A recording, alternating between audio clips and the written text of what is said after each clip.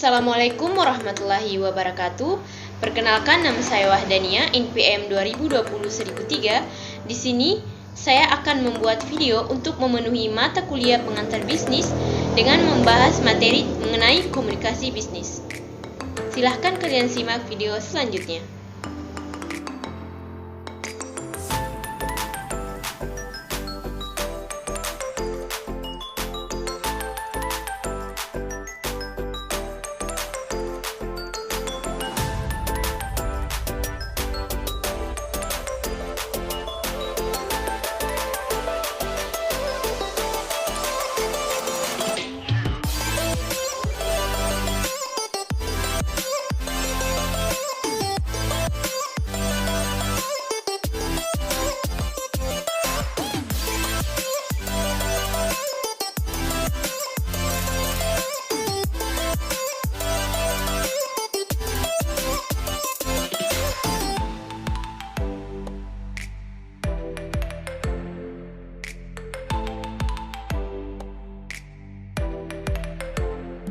Warahmatullahi wabarakatuh.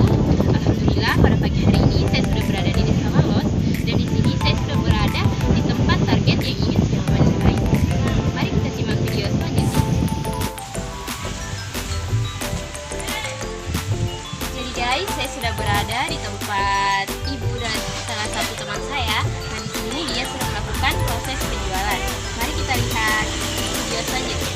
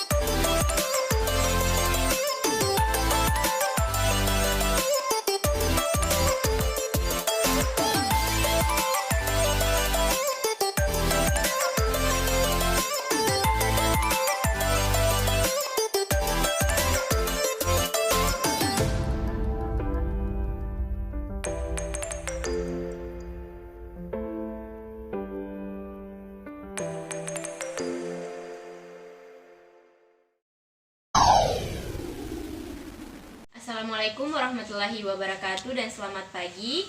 Pada pagi hari ini saya sudah berada di rumah target yang akan saya wawancarai, yaitu ibu dari salah satu teman saya. Nah, langsung saja saya akan mewawancarai ibu yang ada di samping saya dalam proses penjualan usaha bisnis selama ini, yaitu menjual pisang goreng. Langsung saja di sini saya akan mengajukan 10 pertanyaan. Langsung saja kita masuk ke pertanyaan pertama. Saya ingin bertanya kepada ibu, sejak kapan usaha ibu berdiri? Dari 2009. Nah, jadi usaha ibu berdiri sejak tahun 2009. Nah, alhamdulillah sampai sekarang masih berjalan dengan sangat lancar. Nah, pertanyaan kedua, sejak berapa lama ibu menjalankan usaha pisang goreng? Berapa tahun itu? Mas, ibu mulai dari tahun 2009 sampai sekarang tahun 2021. Nah, 2021. Nah, jadi mulai dari 2009 sampai tahun 2021 itu sekitar ada 13 tahun ya. Kemudian pertanyaan ketiga, biasanya modal yang ibu butuhkan untuk membuka bisnis? Modalnya pisang gorengnya Biasa cuma 300. oh, cuma 300.000 ya. Ya, jadi teman-teman, modal yang ibu butuhkan itu biasanya 300.000. Kemudian pertanyaan keempat, berapa keuntungan yang ibu dapatkan dalam menjual selama 1 hari full penjualan? Kalau hari Minggu itu saya sampai 1 juta, tapi dengan pondok. Oh, dengan pondok ya. Jadi misalnya kalau hari Minggu itu sekitar 1 juta, tapi dengan uang-uang pondoknya. Kan biasanya orang-orang kalau mau makan pisang goreng di sana pasti menyewa ya, karena kan hari libur begitu. Kemudian biasanya ibu menjual setiap hari atau hanya pada hari-hari tertentu? Hari-hari tertentu. Ya, cuman hari-hari tertentu. Hari apa, Bu? Hari Minggu, hari-hari libur, tanggal Jadi- merah. Jadi ibu menjual biasanya hari Minggu, hari Sabtu atau hari-hari libur saja. Tapi kalau seperti hari-hari biasanya itu tidak ya, karena mungkin dilihat juga dari konsumen atau pembelinya yang kurang gitu. Kalau dulu saya memang hari-hari. Iya, kalau dulu hari-hari. Sekarang sudah enggak di.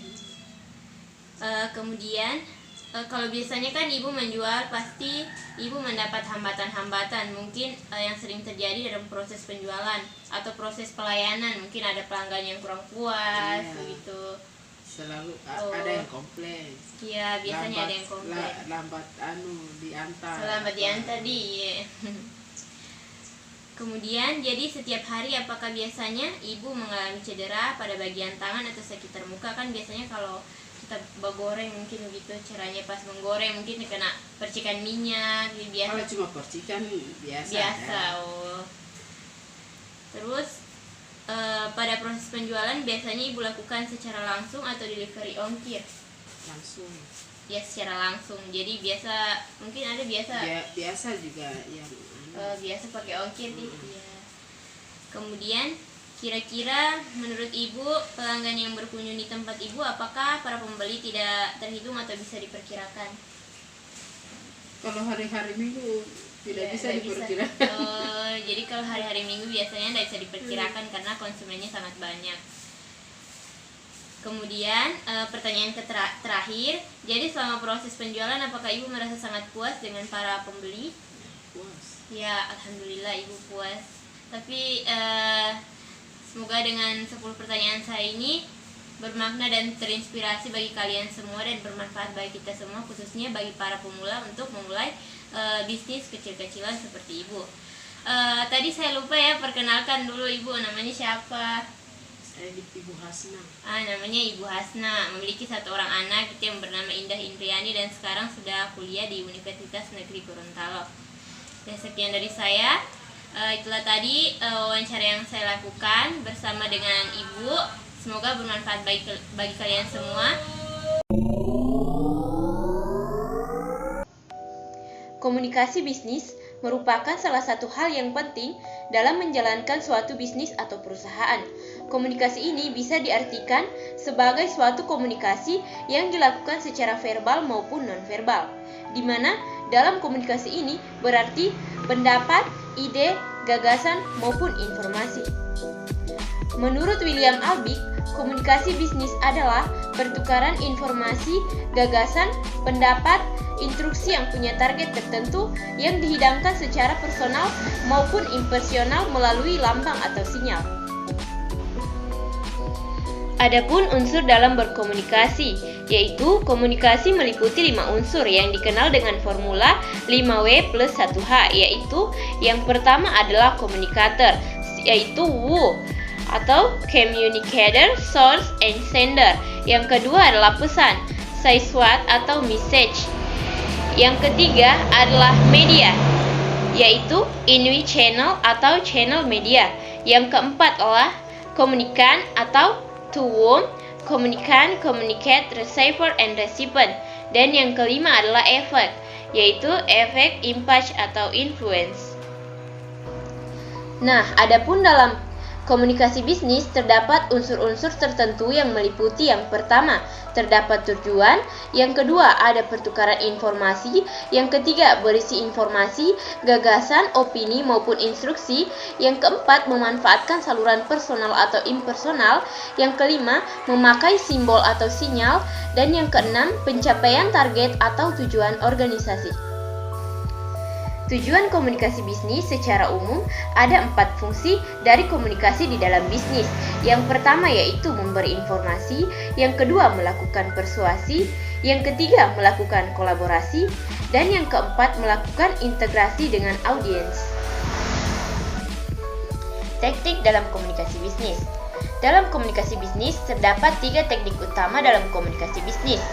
Perpaduan dari ketiga teknik tersebut akan membuat setiap orang dapat menangkap dan memahami apa yang kamu sampaikan dengan jelas. Berikut ini 3 tipe teknik komunikasi. Yang pertama adalah teknik komunikasi verbal. Teknik ini digunakan untuk mendiskusikan sebuah gagasan atau ide, mengekspresikan opini, menjawab pesanan, dan pendengar yang baik. Komunikasi verbal yang efektif yaitu tentang pesan yang disampaikan dapat diterima dan berani untuk mendapat sanggahan atau tanggapan terhadap pesan yang telah disampaikan. Sehingga hal ini sangat penting untuk mengolah nada suara dan ekspresi wajah ketika menyampaikan pesan secara tatap muka. Yang kedua, komunikasi nonverbal. Menurut data laporan psikologi, komunikasi bahwa lebih dari 90% pesan disampaikan melalui komunikasi nonverbal, yaitu 55% bahasa tubuh, 38% nada bicara, dan 7% adalah kata yang disampaikan.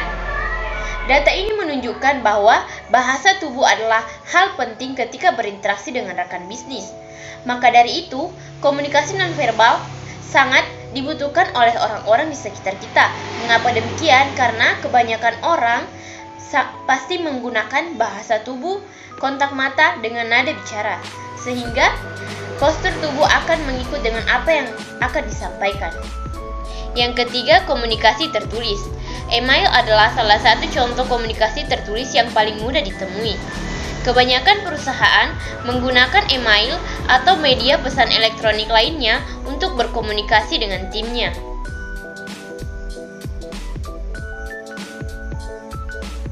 Jenis-jenis komunikasi bisnis. Untuk memperlancar komunikasi dalam suatu bisnis, maka karyawan maupun staf lainnya harus memahami setiap jenis komunikasi ini. Terdapat 5 jenis komunikasi bisnis yang tentu sangat penting untuk dipelajari agar lebih memahami setiap jenis komunikasi yang ada. Yang pertama, komunikasi internal.